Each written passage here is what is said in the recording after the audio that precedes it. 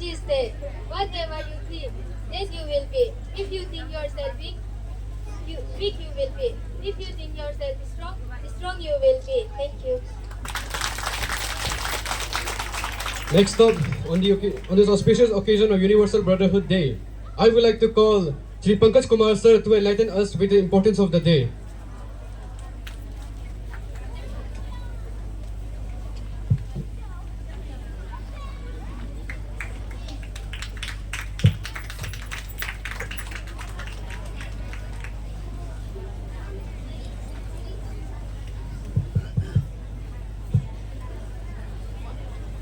नमः श्रेयतिराजाय विवेकानंद सूरये तच्चित्सुखस्वरूपाय विस्वामिने तापहारिणे।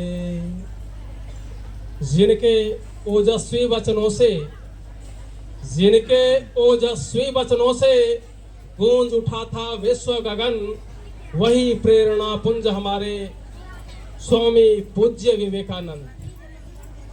माननीय हमारे आज के मुख्य अतिथि श्री मिलो येरंगजे, उप आरक्षी अधीक्षक सिप्पा, दोनों हमारे चेयरपर्सन्स, दोनों प्राचार्य, हमारे प्रिय अभिभावक, आदरणीय अभिभावक, और हमेशा हम शिक्षकों के प्रेरणा भी और आशा के दीप भी प्यारे बच्चों बच्चियों, आज जो मुख्य विषय मेरा है, इस दिन का महत्व क्या है, क्यों ये दिन हम मनाते हैं। तो इस क्रम में मैं सबसे पहले कहना चाहूंगा कि स्वामी जी के लिए सभी प्रिय थे, विवेकानंद के लिए कोई ऐसा नहीं था जो अप्रिय हो। लेकिन एक विदेश में रहने वाली बालिका जो फादर की पुत्री थी, क्रिश्चियन धर्म का सशक्त समर्थक, वो उसका मन इस तरह से बदला कि भारत की होकर के रह गई जिनके विचारों से। तो ये उनका महत्व है, इनकी वाणी का महत्व है कि विचार को बदल दिया। उन्हीं के शब्दों में मैं आपके सामने उनके ही वाक्य को कह रहा हूं। निवेदिता, सिस्टर निवेदिता, उनके ही वाक्य को कह रहा हूं कि जिस समय आज के दिन स्वामी विवेकानंद जब गए हैं मंच पर बोलने के लिए, उनके पैर कांप रहे थे, ओठ सूख रहे थे, दिमाग सुन्न सा हो गया था, क्योंकि विशाल जनसभा, कहां इतना भारत का भिखारी भीख भी नहीं देते थे, लोग देते थे, और कहां अपार जन सैलाब। और जब उनके मन में सिर्फ एक ही बात थी कि हमारा हिंदू धर्म का महत्व क्या है, लेकिन आश्चर्य क्षण भर के लिए लगा जैसे वो नहीं बोल रहे हो, उनके अंदर से कोई शक्ति बोल रही हो। और जब उनका भाषण समाप्त हुआ है, जो भी आप देखेंगे, तो हिंदू धर्म नहीं विश्व धर्म का उदय हो चुका था, जिसमें सभी धर्मों का समन्वय था। क्या हिंदू, क्या मुस्लिम, क्या क्रिश्चियन, क्या पारसी, क्या बौद्ध, क्या जैन, सबका मिला हुआ रूप। और उसके सामने में था हमारा एक नया भारत, जिसके लिए स्वामी विवेकानंद ने कहा कि भारत देश ही नहीं है, वह हमारा राष्ट्र है। माननीय उपस्थित महानुभावों, शायद आपको अजीब सा लग रहा होगा, ये देश और राष्ट्र दोनों तो एक ही चीज है, तो फिर ये राष्ट्र क्यों मैं कह रहा हूं। हमें समझना होगा कि देश अलग है, राष्ट्र अलग है। देश का मतलब होता है स्थान। हम सिप्पा में रह रहे हैं, इसका मतलब सिप्पा देश में रह रहे हैं, उसी का विशाल रूप कर दिया भारत देश। लेकिन जब राष्ट्र की चर्चा आती है, तो वहां पेड़ पौधे, पहाड़, पर्वत, धरती जितने भी हैं, उनके प्रति वहां के नागरिकों का एकाकार हो जाना पड़ता है, तभी जाकर के वो राष्ट्र बन पाता है। बड़ा सुंदर राष्ट्रकवि दिनकर ने एक जगह कहा था, जय मानव की धरा साक्षिणी, जय विशाल अंबर की जय हो। जय मानव की धरा साक्षिणी, जय विशाल अंबर की जय हो। जय गिरिराज विंध्यगिरि, जय जय हिंद महासागर की जय हो। जब वहां के लोग नदी को अपना मां मानना शुरू कर दें, पहाड़ के साथ तादात्म्य उनका हो जाए, जीव जंतु के साथ आत्मभाव हो जाए, तो वही देश एक राष्ट्र के रूप में खड़ा हो जाता है। अन्यथा भीड़ तो रेलगाड़ी में भी होती है, भीड़ तो बस में भी होती है, भीड़ तो मेले में भी होते हैं, क्या उसको हम राष्ट्र कह देंगे? तो सबसे पहला और सबसे महत्वपूर्ण जो महत्व की बात है स्वामी जी के स्पीच का, स्वामी जी की बात का, तो यह है राष्ट्र, नया राष्ट्र का उदय। तो वह हमारा राष्ट्र कैसा हो, वह भारत कैसा हो, तो उसके बारे में स्वामी जी कहते हैं, क्या कहते हैं कि एक नवीन भारत का उदय हो, एक नवीन भारत का हल पकड़ करके, किसानों के कुटी को भेद करके, मछुआरे, माले, मेहतर आदि की झोपड़ियों से नव भारत का उदय हो। बड़ियों के दुकानों से, भुजवा के भार के पास से, कारखानों से, हाट से, बाजार से उदय हो। झाड़ियों, जंगलों और पर्वतों से इन लोगों ने हजारों वर्ष तक दलित होकर के अपनी सहनशीलता का परिचय दिया है, अन्याय सहा है, और सहते सहते उनकी सहनशीलता इतनी बढ़ गई है कि उनमें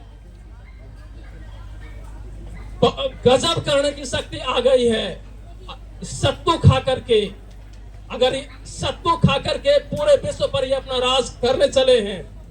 ये कहते हैं कि रक्त भी एक राक्षस था, और जिसका रक्त गिरता था तो एक बूंद रक्त से हजारों हजार राक्षस तैयार हो जाते थे।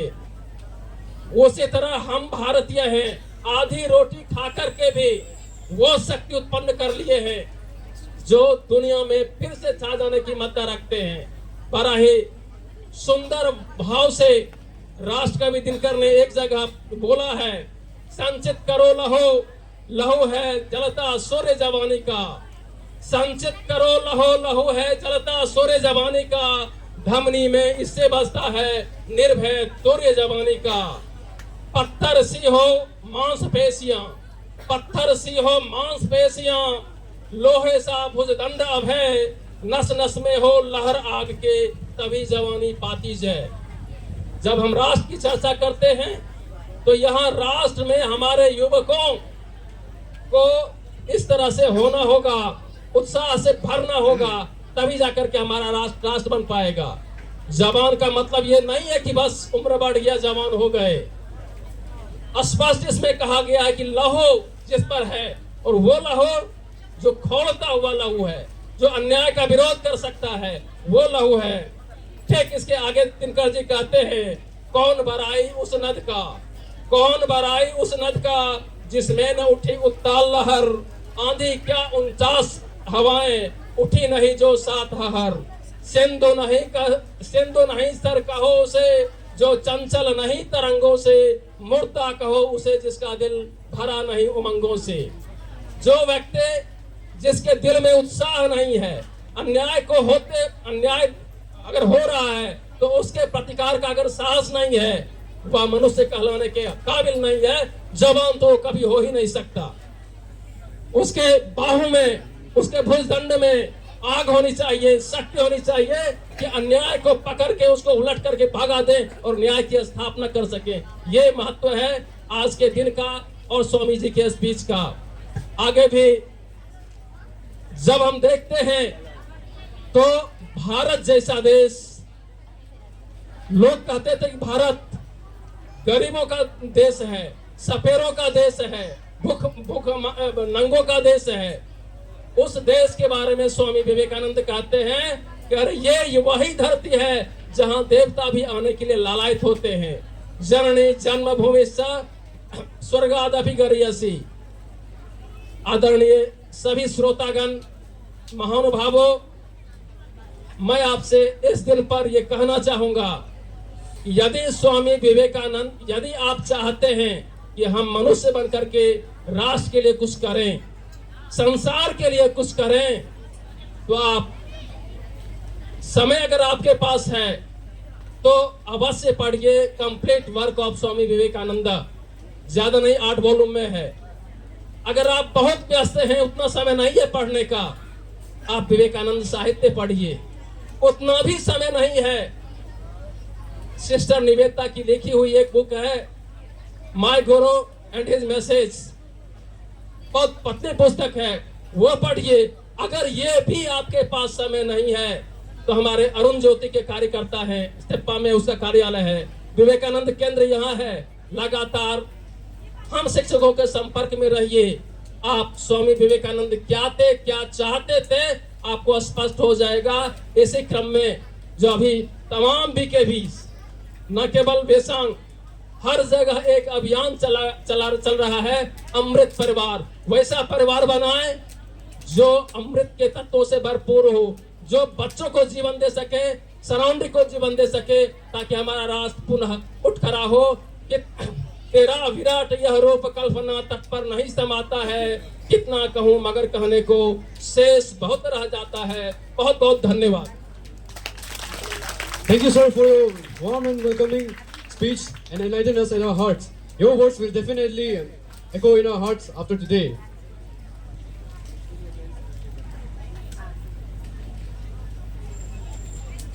Namaste. Swamiji said, "They alone live who live for others, but the rest are more dead than alive." This Swamiji word teaches us that true life is not only living for ourselves, but living for others in helping, loving, and sharing. Thank you. Thank you for giving the quotation. Now, with this quotation, we would like to move forward. Songs inspire and uplift our souls. So, with this spirit, we now invite students of our class 6 to present a group song on the stage and make this event filled with melodies and joy. So, the students are requested to come over the stage.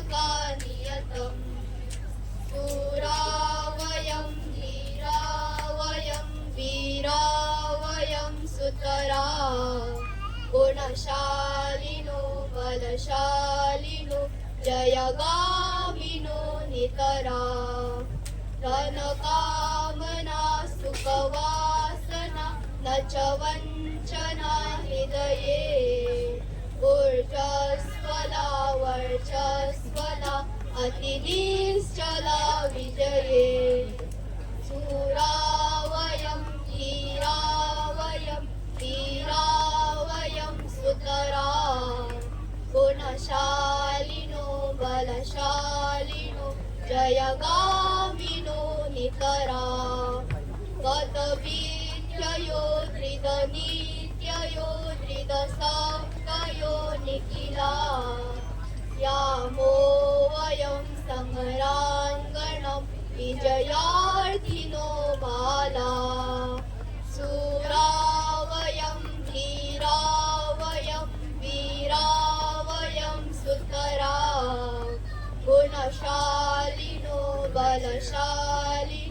जयगामिनो नितरा Jagdish हे परमेश हे सकलेश हे भगवन् जय मङ्गलं परमोज्ज्वलं no देहि परमात्मन् सूरावयं धीरावयं वीरावयं सुतरा गुणशालिनो बलशालिनो जयगामिनो नितरा सूरावयं धीरावयं वीरावयं सुतरा गुणशालिनो बलशालिनो जयगामिनो नितरा जयगामिनो नितरा जयगामिनो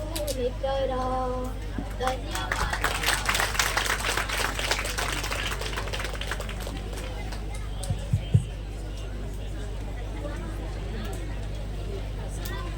Thank you, dear children, for your sweet and soulful performance, and also for filling the air with positiveness with your song.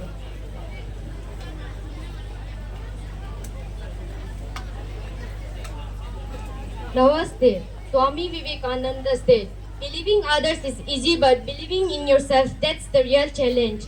The greatest sin is to think yourself weak. Education is not the filling of a pile, but lightening of a fire. Thank you.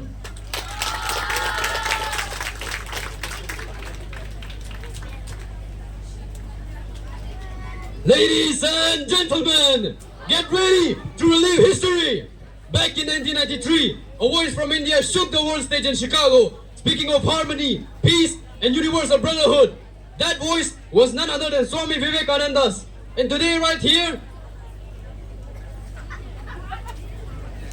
Elona Michichi is bringing that iconic speech alive once again. So let's hear it for him as he presents the legendary Chicago speech.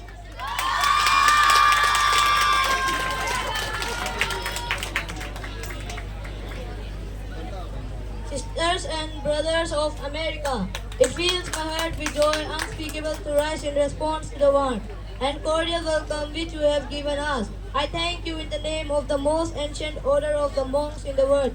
I thank you in the name of Mother of Religions, and I thank you in the name of millions and millions of Hindu people of all castes and sects. My thanks also to some of the speakers on this platform who, referring to the delegates from the Orient, have told you that this man from far off nation may well claim the honor of bearing to different lands an idea of toleration. I am proud to belong to a religion which has taught the world both tolerance and universal acceptance. We believe not only in universal tolerance, but we accept all religion as true. I am proud to belong to a nation which has shattered the persecuted and the refugees of all religions and all nations of the earth. I am proud to tell you that we have gathered in our bosom the purest remnant of the Israelites who came to southern India and took refuge with us in very year in which their holy temples were shattered to pieces by Roman tyranny. I am proud to belong to a religion which has sheltered and is still fostering the remnant of the grand Zoroastrian nation. I will quote to you, brethren, a few lines from a hymn, which I remember to have repeated from my earliest boyhood, which is every day repeated by millions of human beings. As the different streams having their sources in different paths, which men take through different tendencies, various though they appear crooked or straight, all lead to thee. The present convention is one of the most august assemblies ever held is in itself, a vindication, a declaration to the world, and the wonderful doctrine preached in Gita. Whosoever come to me, through whatsoever from I reach him.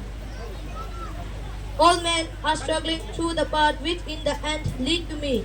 Sectarianism, bigotry, and its horrible descendants have long possessed this earth. They have filled the earth with violence, drenched it often and often. Human blood destroys civilization. Had it not been for these horrible demons, human society would be far more better than it is now. But their time is come. I fervently hope that the bell that tolled this morning may be in the honor of convention, may be the death knell of all fanaticisms and of all persecutions with thought or with bands of uncharitable feelings between human wending their way to the same goal. Thank you. A huge thanks to Alona Michichi for performing this act once again and bringing back the history. How's the mood? Are you feeling it? Namaste. Never be weak. You must be strong because you have infinite strength within you. Whenever there is a conflict between your heart and brain, always choose your heart. Life is like riding a cycle. To keep your balance, you must keep moving. Thank you.